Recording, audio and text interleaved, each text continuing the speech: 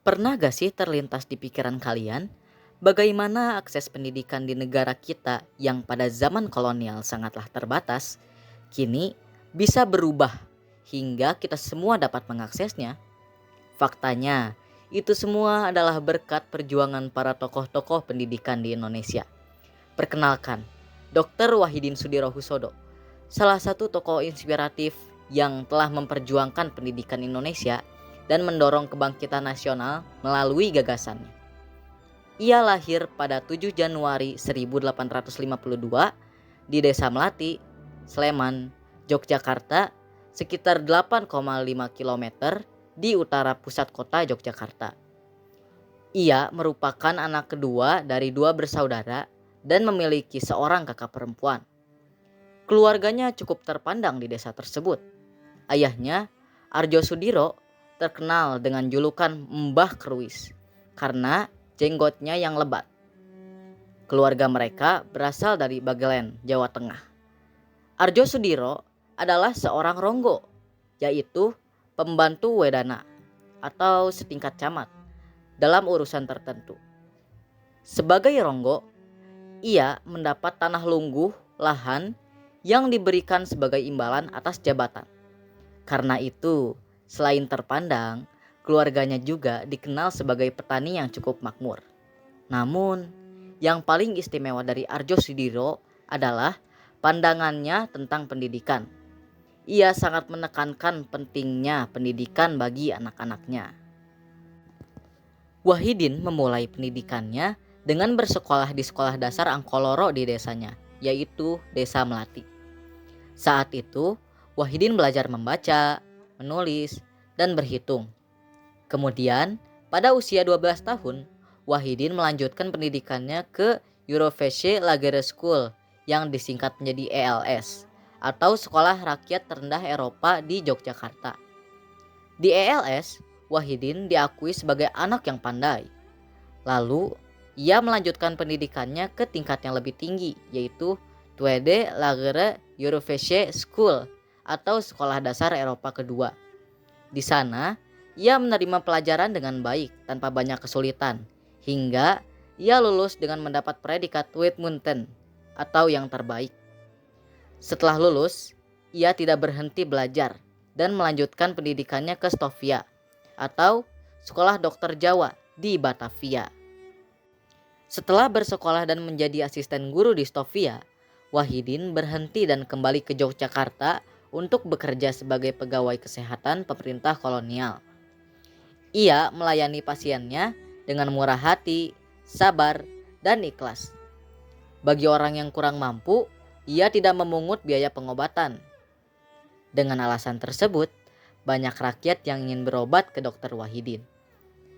Ketenaran Dokter Wahidin menimbulkan rasa iri bagi Dokter Sedey dan Dokter Van Borne, dua dokter Belanda yang sedang praktik di Yogyakarta. Mereka memberikan julukan dukun sihir kepada Dokter Wahidin hingga membuat Residen Yogyakarta mencabut izin praktik Wahidin. Namun, hal tersebut tidak menghilangkan kepercayaan rakyat untuk berobat kepadanya. Hingga akhirnya Yogyakarta mengembalikan izin praktik Dokter Wahidin. Wahidin Sudirohusodo menyuarakan pentingnya pendidikan dan semangat nasionalisme melalui tulisan-tulisannya di surat kabar Retno Dumilah. Saat menjadi kepala redaksi Retno Dumilah, Dr. Wahidin semakin menghidupkan pikiran perjuangan kebangsaan. Salah satunya dengan menyajikan berita politik luar negeri tentang perjuangan suatu bangsa. Selain itu, ia juga menerbitkan majalah Guru Desa yang berisikan pengetahuan tentang pertanian dan kesehatan. Tidak hanya lewat tulisan, beliau juga aktif berkeliling Pulau Jawa untuk mengampanyekan gagasan beliau kepada para bupati dan priai demi mewujudkan lembaga beasiswa atau studi funds bagi rakyat miskin. Meskipun sempat mendapat penolakan dari sebagian priai yang takut kehilangan kedudukan, perjuangannya tidak surut. Pada akhir tahun 1907, Dr. Wahidin diundang oleh Sutomo dan Suraji untuk menghadiri pertemuan di Stovia, Batavia. Dr. Wahidin menceritakan perjalanannya dan menyampaikan pikirannya. Mendengar cerita beliau, Semangat Sutomo dan kawan-kawannya untuk memajukan bangsa melalui pendidikan tergugah. 5 bulan setelah kunjungan Dr. Wahidin ke Stovia, tepatnya pada tanggal 20 Mei 1908 di Aula Stovia, mereka mendirikan sebuah organisasi pemuda dengan nama Budi Utomo. Nama Budi Utomo memiliki arti pikiran dan segenap daya upaya yang luhur. Organisasi tersebut bertujuan untuk meringankan beban perjuangan bangsa Jawa dan memajukan pendidikan rakyat sebagai bentuk usaha mereka untuk mewujudkan cita-cita Dr. Wahidin. Sutomo menyebutkan bahwa lahirnya Budi Utomo tidak lepas dari kepeloporan Dr. Wahidin.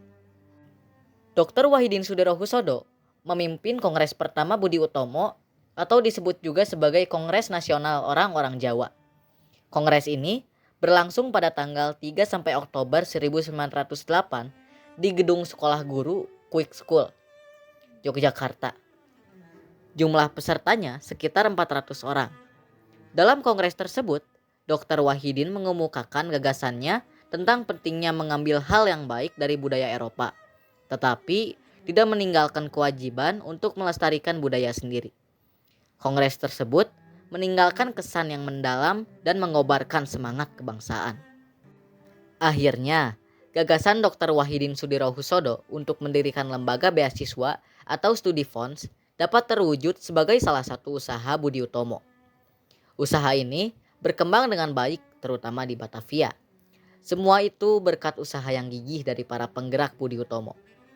Kemudian, Budi Utomo berencana untuk membuat sebuah lembaga khusus untuk mengurusi beasiswa yang dinamakan Dharmawara. Lembaga tersebut berdiri pada 25 Oktober 1913. Pada 1917, Dharmawara mendapatkan bantuan 50.000 gulden dari pemerintah kolonial Hindia Belanda. Dana itu digunakan untuk menyekolahkan anak-anak Bumiputra yang pandai tetapi miskin. Anak-anak itu disekolahkan di negeri Belanda. Dharmawara juga mendapatkan simpati dan dukungan dari Kesultanan Yogyakarta. Sultan Hamengkubuwana VII memberikan bantuan sebidang tanah seharga 100.000 gulden dan dana berupa uang 45.000 gulden. Bantuan itu kemudian digunakan untuk mendirikan 3 sekolah. Namanya sekolah netral. 2 sekolah dibangun di Yogyakarta dan 1 di Surakarta. Perjuangan tanpa lelah dari Dr. Wahidin telah menjadi bagian dari munculnya kesadaran kebangsaan di tanah air.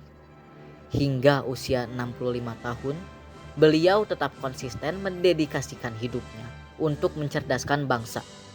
Namun, perjuangannya harus terhenti saat beliau wafat pada tanggal 26 Mei 1917. Hanya 6 hari setelah peringatan 1 dekade Budi Utomo. Jenazahnya kemudian dimakamkan di Melati, Sleman, Yogyakarta, tempat asalnya. Sebagai bentuk penghargaan atas jasa-jasanya yang besar dalam sejarah pergerakan nasional, pemerintah Republik Indonesia menganugerahkan gelar pahlawan nasional pada tanggal 6 November 1973. Kisah perjuangannya kini dapat dikenang melalui Museum Kebangkitan Nasional di Jakarta.